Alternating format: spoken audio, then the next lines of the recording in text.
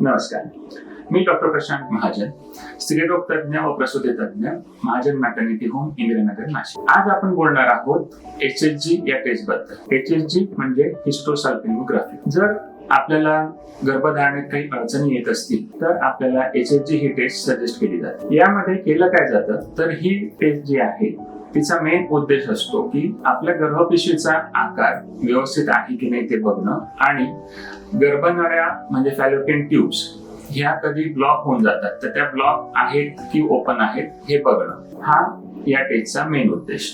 तर या टेस्ट मध्ये केलं काय जातं तर यामध्ये गर्भपिशवीच्या तोंडातनं एक औषध सोडलं जातं जो एक रेडिओएक्टिव्ह कॉन्ट्रास्ट असतो आणि तो सोडल्यानंतर मग एक्सरे घेतला जातो. या एक्सरे मध्ये आपली गर्भपिशवी, गर्भनळ्या कशा आहेत त्या व्यवस्थित दिसून येतं.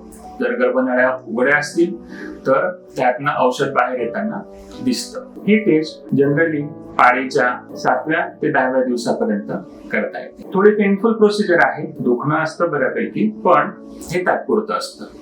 टेस्ट झाल्या तुम्ही तुमच्या नियमित कामासाठी जाऊ शकता आणि ह्या टेस्ट दरम्यान जे दुखणं असतं ते कमी करण्यासाठी आम्ही औषधं सुद्धा देतोच. त्यामुळे या टेस्ट बद्दल बऱ्याच स्त्रियांच्या मनात भीती असते, तर घाबरण्याचं अजिबात कारण नाही. ही टेस्ट तुमच्या फायद्यासाठीच आहे, योग्य निदानासाठी असते. तर तुमचं स्वप्न असेल आई होण्याचं तर पूर्ण व्हावं यासाठी आम्ही इथंच तुमच्या मदतीसाठी तत्पर आहोत.